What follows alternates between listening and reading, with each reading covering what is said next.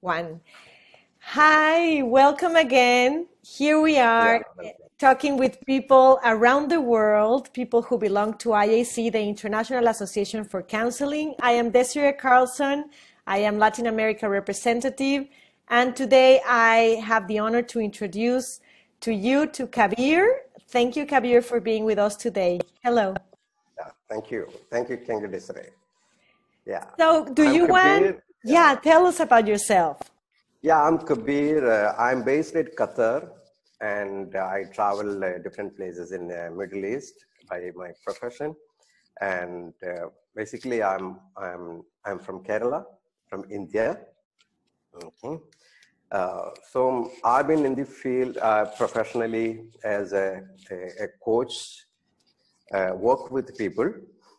And my interest has been in the field of counseling, mainly because I understand it's an area where a lot of things can be done for particularly those areas which is unorganized sector and segment, where we have organized segment of counseling, and there are also the unorganized segment of counseling which can be resourced each other in mutuality with synergy, but there is a gap I find. So I've been working in that field, and I found it's very beneficial for the people. Wonderful. Thank you, Kabir. So you're representing Middle East for IAC. How has Yeah. been your experience being part of the International Association for Counseling? Yeah, that was a very good synergy for me, having people in the different part of the world and meeting and sharing their experience in both sector and segment. I shared with you people who have very organized, people who are working in an organized uh, counseling sector and segment in some regions, but at the same time those who are working in the countries where it is not that very organized and established. So I find both these people in this platform. It's a very good energy to share what we are doing in the different places. And every time when I finish our meeting, executive council, I get so charged up. Hey, I can do something more with the people. And it was something like I've been longing for a good professional platform with strong, resourceful people. That's great. So Yeah, it's like, in a way, being part of IAC has connected you with people who share your passion, but also are like contagious in their ways of doing things, which makes you also feel resourceful. exactly. Because there are blanks and gaps, and we don't know how to fill. We are doing it by ourselves, but when you see other people also doing creatively, then we are able to connect it in a different way and to increase our productivity and reduce our stress also. Because you see, since you're seeing someone who has already done it, then it's very good, very productive that we can exchange our resources and we need not reinvent the wheel again. That's That's energy. wonderful. Yeah. Thank you. Thank you, Kabir. Now, what would you say that are the biggest challenges in your region regarding counseling and other mental health professions, or maybe not professions, but activities related to helping others, supporting others, including the mental health professions? Yeah, one challenge that I have found is the acceptance of the counseling as a concept itself. That's one challenge, and notion that exists about counseling, and some kind of inhibition also towards counseling. That's very much in the area. It's everywhere, but I think in my place also it's a very predominant. Another thing is still there is a gap of understanding between those who are what do you call the uh, kind of this viewing counseling in a medical perspective, clinical perspective, and at the same time you have another area of that humanistic perspective in a socio-psychology dimension that I'm seeing. And there is a gap between these two people. Those who are very professionally organized, they are not that accessible for the people at mass level who deserves them. And those who are at mass level working, not very, I won't say that they're not professional, but not in medical clinical perspective. But at the same time, they are very resourceful, they are skilled, and they are more approachable and accessible for the people at mass also. So a kind of connecting these two resources and reaching the people who really deserves us. And every day that need is increasing. I think there's a big gap. A kind of bridging between this segment will definitely help. So that's another challenge that I'm finding. And also convincing the authorities or those who are the decision makers, how do we make it available, and how do we give space for the people to work healthy space with professional boundaries, some kind of what do you call mentoring, supervision, so that that would be that can be taken for another level. So these are some of the areas that I find.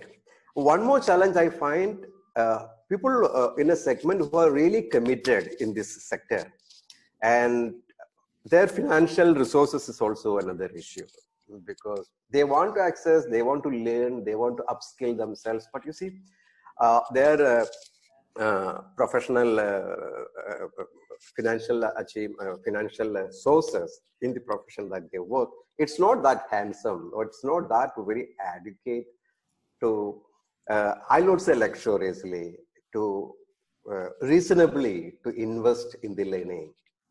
So that's another thing I find. I've seen very, very genuine people in the field of mental health counseling. I really want to learn and go ahead, but financial part is also another. It's a limitation sometimes. Few challenges, yeah, limitations. It's very interesting when you talk about the gap between the medical approach and the more humanistic approach, and I think that it's something that is happening around the world, not only in the Middle East, but I love that you bring it in, because I think it represents a lot of the confusion that might happen when I think what IAC tries to bring is the dialogue and the resources that both approaches can bring, and exactly bringing the richness of the diverse approaches and ways of helping people. So I really like how you put it out, and it represents a lot of what IAC tries to do, I guess. Yeah, this is what I'm longing for from IAC to happen in the future to come. Great. Now, for new members or people who are curious about IAC, what would you tell them as a member, as an EC member, as a person who's actively participating with the association? Yeah, it's more like, from my experience, it's more like that what we get from IAC. It's something like what I have and people like me, and how do we invest and harvest together? It's something like that. To have that sportive spirit, to connect, to network, to understand, because people I have found that very free to share the resources and understand each other. But the only thing is that we take that enthusiasm to get the resources. It's like that, ripples makes waves. I really liked how you put it. And I think that it's very important to clarify that, because we are a community that gets built up by the same community. It's like the resources that we get back, it's exactly the energy that we put into the association or the connection between counselors. And I really like when you say it like that. Yeah. Is there anything else that you would like to share with people who watch your interview today? Yeah, I prefer, and I would like to share with them that, see, we we are the people who are surrounded by those who deserves. So open our eyes to the people and let's see what the resource we need and have very non-judgmental, compassionate approach with the people to see and evolve what are the solutions that we can together develop, not with an one-upon perspective and one-upon framework. Instead of that, the people around us who are undergoing the problems of the challenger, they have their solutions. As we say, what they only need, someone who can listen to them and someone who can, have a dialogue and bring them from their closed shelter. It's only a small touch, but it's a big leap and big move in life. And we need not bother much that how will I solve all these issues, but be with the people, those who deserves us, and contain them. And you can see amazing new projects can evolve from that synergy and connection and relationship. That has been my experience so far in the last 22 years in the field I'm working. Thank you, Kabir. Thank you for your heartfelt message. It does touch me, and it brings a lot of sensitivity to the topic, and I think that that's the most important thing, that we never forget about the importance of being human and compassionate and understanding the other person. So thank you for sharing today with us. And thank you for everybody who's watching. So see you in our next interview. Bye, Kabeer. Thank you. Thank you. Thank you.